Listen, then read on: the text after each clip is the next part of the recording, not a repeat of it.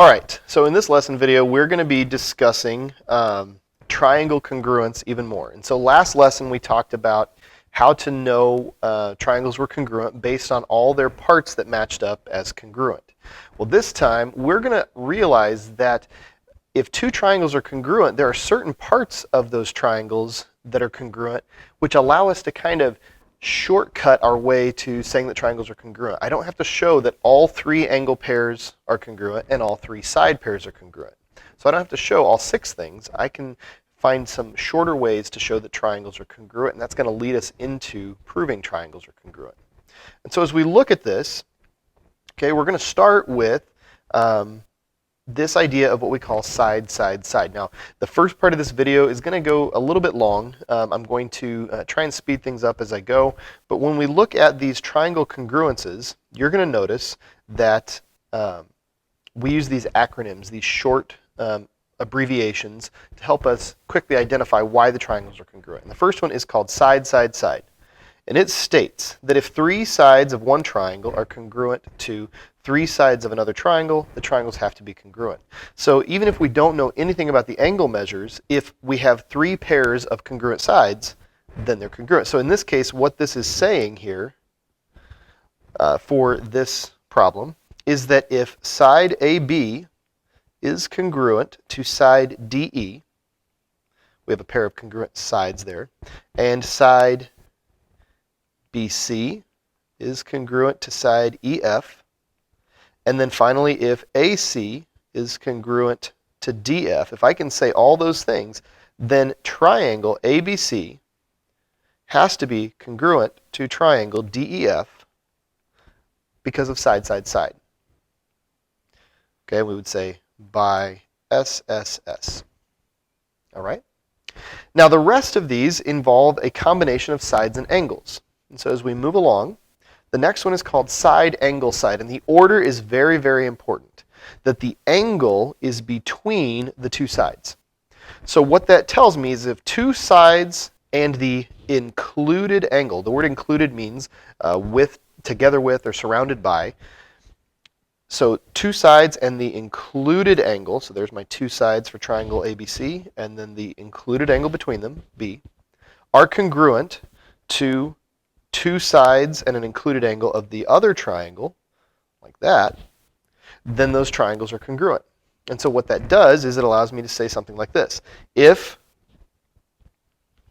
side AB, or segment AB, is congruent to segment DE, and angle B is congruent to angle E, and then also side BC is congruent to side EF, then the triangles are congruent by side, angle, side.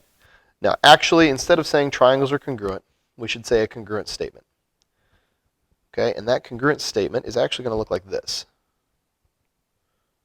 I'm going to do some copying and pasting.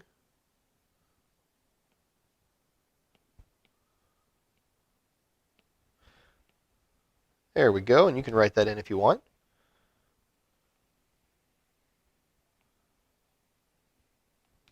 Okay? So there's sides, angle side congruence. And this will make a lot more sense the more practice we get with this. But it's all about the order of which these work out. So in this case, it was a side, then an angle, then a side as we go around our triangle that way. And we follow the same order this way. A side, then an angle, then a side. But we have another relationship, and that's the idea of angle, side, angle. So again, if two triangles are congruent because of this, it means that there are two angles and the included side. So we have an angle here, and the included side connecting them, congruent to the angle here, and the included side connecting those. And so what we could say in this case is if angle A is congruent to angle D, and side AB is congruent to side DE, and then again angle B is congruent to angle E, then the triangles are congruent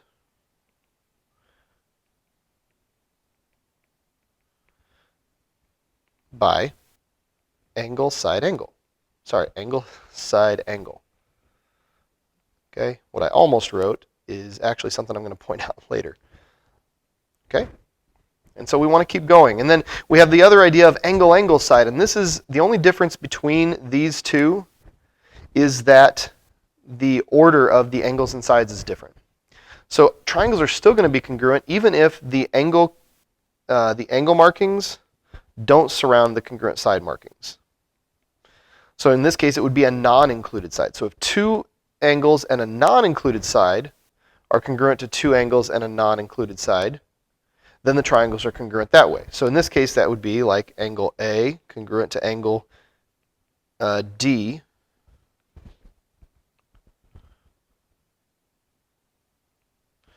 and angle B congruent to angle E, but then a third or another side that's not between those two, like BC, congruent to EF. Then the triangles are congruent.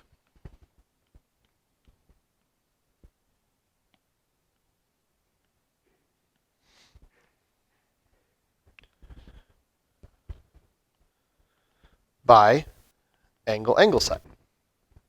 Okay? Now there's one other congruence theorem or congruence property that we're going to look at, and that is called hypotenuse leg. Now, these are very unique words that we're using. These are not going to be true for every pair of triangles. The only way we can use hypotenuse leg is if we are using right triangles. Okay? This only works in right triangles. So if the hypotenuse and leg of one right triangle are congruent to the hypotenuse and leg of another right triangle, then those triangles are congruent. So in this case, the hypotenuse of this triangle is BC. Remember, hypotenuse is the side that is across from the right angle, the longest side. If that is congruent to the other hypotenuse, in this case EF, and we have a pair of congruent legs here, the non-hypotenuse sides of a triangle are called legs. So in this case, AB is congruent to ED, or DE. Then the triangles are congruent again. I'll paste in that congruent statement. By hypotenuse leg, or HL. Now, as you look at these congruent statements that I've written in and copied and pasted, remember back to last lesson that the corresponding parts should be congruent. And so even though we are using less parts to say the triangles are congruent, the corresponding pieces should still follow the same order. So I couldn't say triangle ABC is congruent to triangle FED, because then you're saying angle A and angle F are congruent. That's not true. So you've got to be careful that corresponding parts match up. The other thing to pay attention to is this statement down here. If you cannot use these 5 possibilities, if you can't use side, side, side, side, angle, side angle, angle, side, or HL, if you can't use any of those 5, you do not have enough info to prove congruence. And so we would say not congruent, even if they do look like they're congruent. We're not going off of looks in this unit. We have to make sure we are providing accurate reasons for why we're saying things are congruent. Okay, so we're going to move along and actually apply some of this. Okay, if you need to copy any of this down again, go back, pause the video to make sure you're copying this down, getting accurate information. But we're going to go ahead and see if we can apply this. So here are the steps you need to follow to determine triangle congruence. Okay, so as you're trying to determine triangle congruence, these are the steps to follow. Look for congruent angles. Hang on just a second here. Okay, look for congruent angles from marked congruent angles or vertical angles, or congruent angles from parallel line relationships like alternate interior angles or corresponding angles. Okay, we remember that from the last lesson. The other thing you're going to look for are congruent sides, either from marked congruent sides or that shared side, the common side. You'll see some examples down on this page later that give you common sides.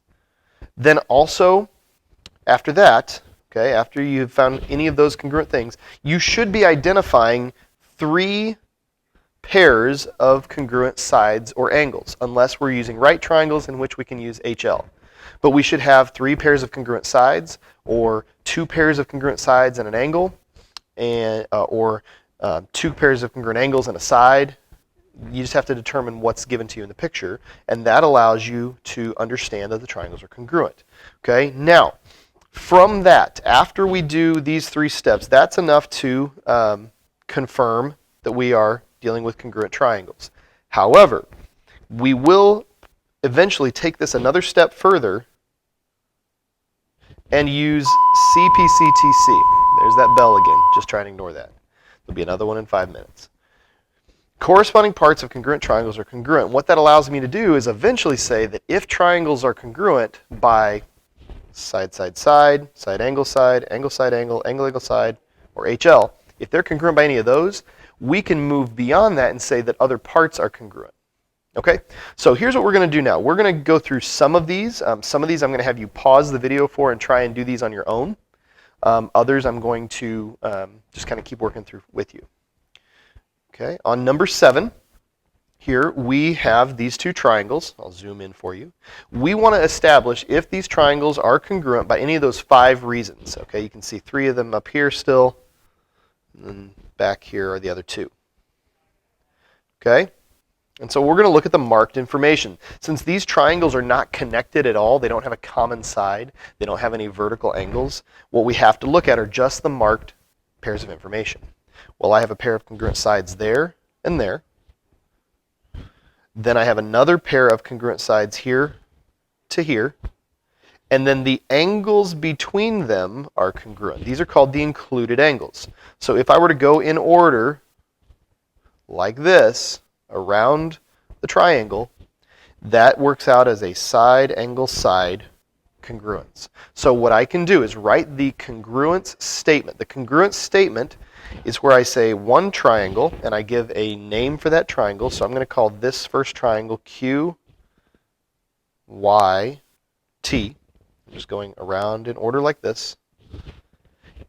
Is congruent to triangle. Now I have to be careful and identify congruent corresponding parts. Since the first side I marked congruent was QY, it's corresponding to CK. So I need to call this triangle CK and then finish with P. Because that identifies the parts that match up, and it's all about matching the order of the letters correctly. So these are congruent by or because of side, angle, side. So that's how we finish that problem. Okay? As we move forward to number 8 here, we are looking at these 2 triangles. Now they do share something. They do have something in common. You'll notice we have marked sides congruent here and here, and here and here. So there's 2 S's. So you know it's not going to be ASA or AAS because we've gone to the trouble of marking 2 pairs of congruent sides. The other information is that they have a common side.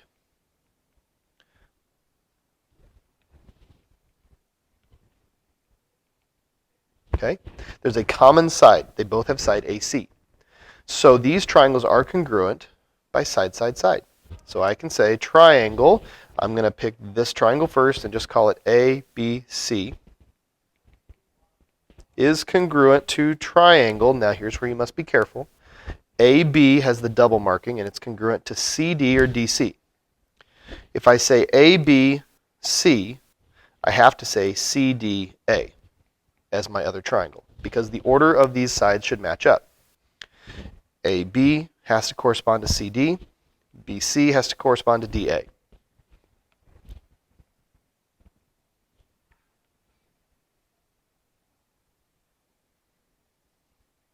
All right. And these are congruent because of, or by, side, side, side. All right, let's keep moving forward. Number 9, we have congruent sides marked here and here to here. And you need to recognize there's more information here. We have congruent angles here because those are vertical angles. Vertical angles are congruent. All right? So that's important for us to understand. So because of that, we have a pair of sides congruent there, and a pair of angles congruent there, and a pair of sides congruent there. Side, angle, side makes these triangles congruent. So I can say triangle. I'll still call this one A, B, C, is congruent to triangle D, I'm sorry, not D first. Can't start with that one. Because you should see angle A would end up being congruent to angle E. So this triangle is EDC. And they're congruent by side angle side again. All right, so as we keep moving forward here, we're going to look at number 10. Now number 10, again, there's two pairs of congruent sides, side to side, and another pair of congruent sides here to there, and a pair of angles congruent there. There's that bell I mentioned. But as you look at the order that we go around these, you'll go from an angle to a side to a side. If I were to write that out, angle to a side to a, I can't write that, can I? Because you'll notice that spells something we're not supposed to say in school. And that's an indicator that will help you remember, oh, I cannot actually use that because angle side side is not one I've been given. Okay, side side angle, I'll write it as side side angle, does not apply. It is not a valid congruent statement.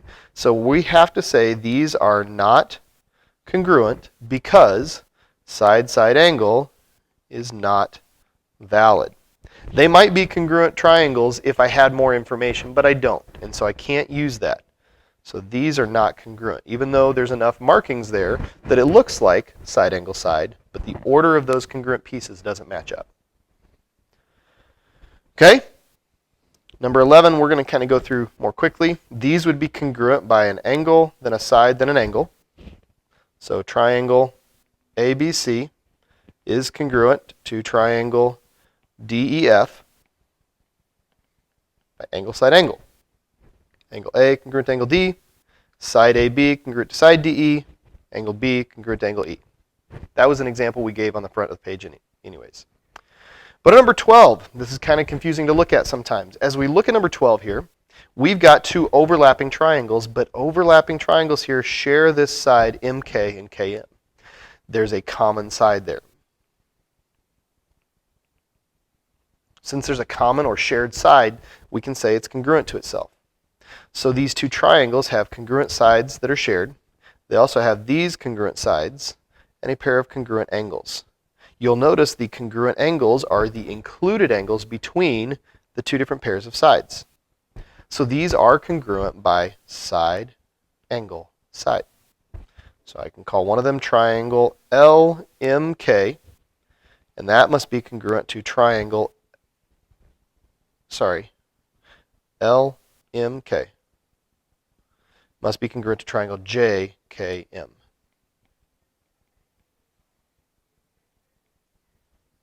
All right? Again, that's by side, angle, side. All right, let's keep moving. Now, number 13 is the first time you'll see that there is a pair of right triangles. If these are right angles, that makes them right triangles. And so we could maybe use HL, or hypotenuse leg. Well, you have to understand what the hypotenuse of each triangle is. The hypotenuse of this top triangle is side AC. That is also the hypotenuse across from the bottom right angle of triangle ABC. They share that common side, so the hypotenuses are congruent. They also have this pair of sides each congruent, so there'd be a pair of legs. All right, so these triangles are congruent by HL. So I can say triangle ABC is congruent to triangle ADC. Okay? All right, if you want to try numbers 14 and 15, you are welcome to. At the end of this video, I will show you what those answers should be. But we are going to skip ahead for the sake of time and do one final set of examples here when we look at using triangle congruence. And we're going to go back to using our distance formula. All right, that's going to keep coming up over and over and over this semester because it's such an important part of what we're teaching here. So as we look at this, we're trying to determine if triangle PQR is congruent to triangle XYZ, and the only way we can do this in the coordinate plane is trying to use side, side, side, because I cannot determine angle measures from any formula in the coordinate plane with the information we've been given so far. So what we're going to do is we're going to find each length of the sides of triangle PQR. So I've written them out here for you. And we're going to find the lengths of triangle XYZ and see if we have 3 pairs of congruent sides. So we're going to set up our distance formula. All right, for triangle PQR, the first side is PQ. My distance formula will have the difference of the x's. So I will do -3 minus 5 squared plus the difference of the y's. 7 minus -4 becomes plus +4 squared. And then I can start to simplify. -3 minus 5 is -8. And 7 plus 4 is 11. So I'm going to square each of those. -8 squared is 64. 11 squared is 121. Okay? So as I look at that and I add those together, that gives me 185 when I add those together. And the square root of 185 is about 13.6. Okay? So what I'm going to do is I'm going to go through and find all the sides of PQR first, and then I'll go through and I'll find all the sides of XYZ. So I'm going to kind of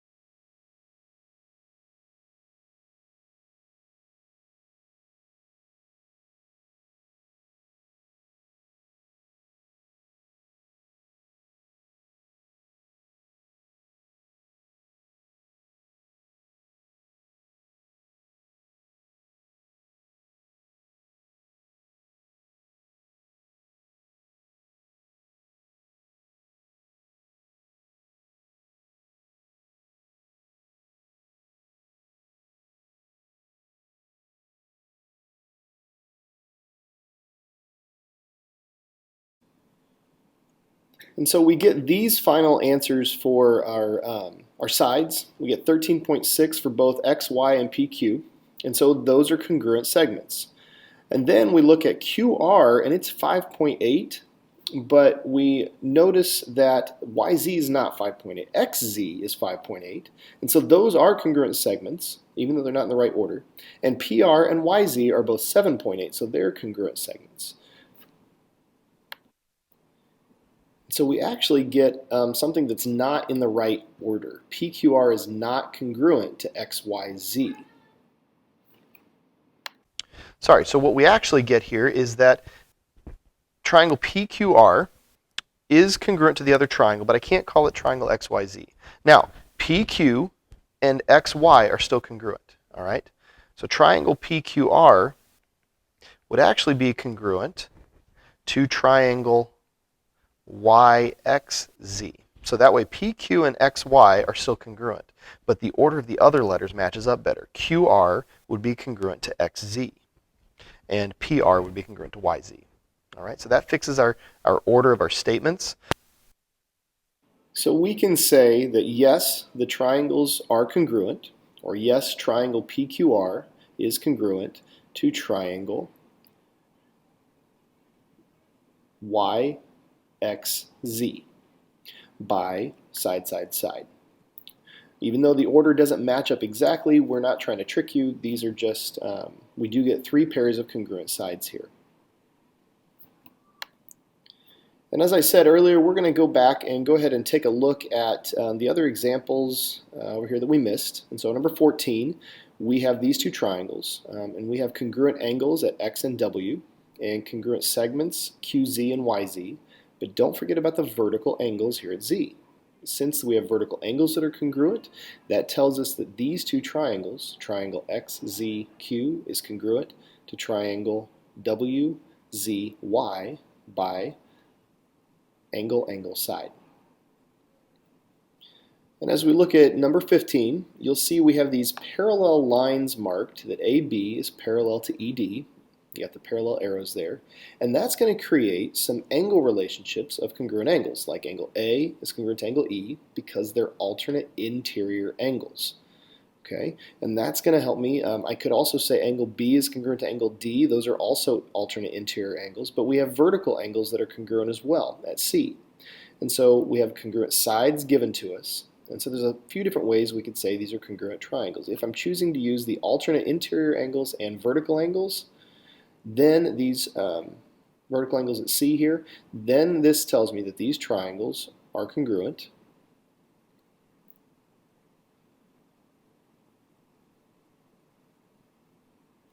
by angle, angle, side. And that's how we finish out this information about these congruent triangles.